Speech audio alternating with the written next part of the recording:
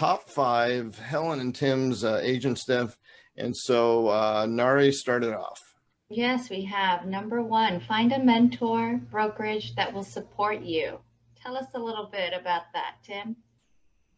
Yeah, I have to say that I got my real estate career. I can name all my mentors that really helped me to be who I am, to be true to myself.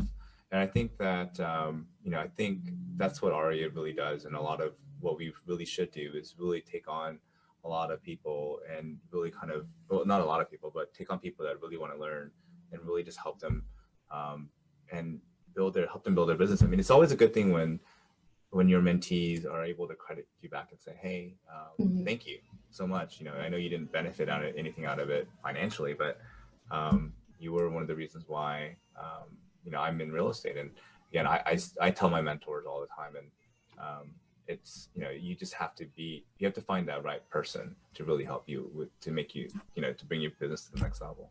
Yeah, and I think as a mentor, sometimes I'm sure you're now mentoring it. You do learn just as much as teaching as you do, as getting that support. So Helen, getting involved, number 2. I would imagine that's like ARIA and that kind of stuff, but maybe there's more to the story behind getting involved. What do you mean by that for new agents? Getting involved, becoming more active in your community. Go and volunteer at the shelters or the church, wherever, but just being out there, just kind of exposing yourself and just expanding your circle, sort of, and give back. I think that's so important, to give back. Right. And eventually it will come back to you. Casually, you don't have to 100% all the time just say, hey, I'm an agent. But just go out there and do community work and start conversations with people. Naturally, they're going to ask you, hey, what do you do? Oh, I'm a realtor, or I'm a loan officer. And one day, you never know, they might give you a referral, but it feels good to be involved. So do it.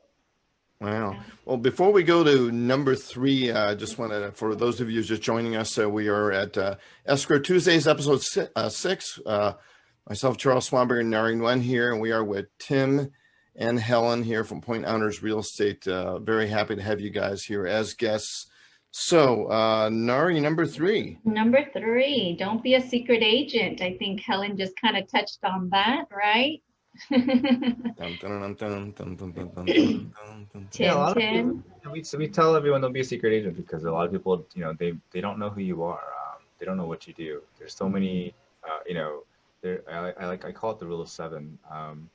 If you ask them can you name a real estate agent, the average person can name about 7. You're fighting for the first and second namespace, right? So wow, interesting. They'll call the first person. They don't pick up, they'll call the second one, right? So you're fighting for that first and second mind space. So don't be a secret agent. Like, let them know what you do. Don't be ashamed. This is how you make a living. So you got to let people know what you do for a living. That's a very interesting take, because I've seen I've heard a different,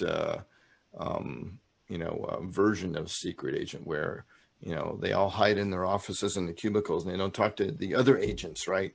They want to keep their business and their opportunities secret from others. They don't collaborate as much, but I actually like your version of secret agent also. That's probably more important for, and this is basically top 5 of what new agents, should stick to be the success. So I love it. All right. So number 3 is, number 3.5. 3.5. I didn't even move forward to there.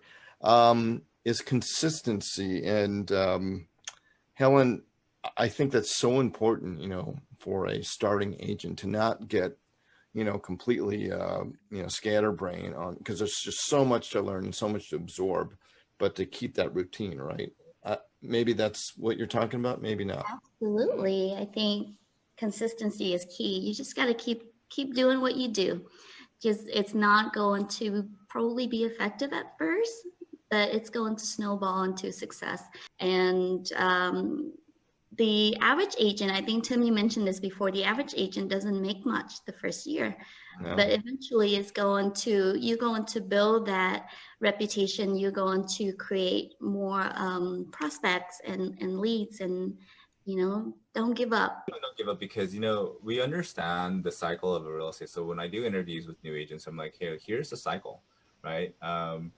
You're going to get involved. You have to get involved, and you'll be lucky to get your first client in the first week. But if it takes you a month, it takes you a month. Then you have to go show them houses, or do something. You have to go get a listing. Then you have to, so we go through the whole time cycle, and it really helped them understand your first paycheck may not come for 6 months, or your first paycheck. Took me 6 months to close and get paid on my first deal. In residential at least. We have to tell them, hey, don't give up, because you will get discouraged if you don't see the paychecks.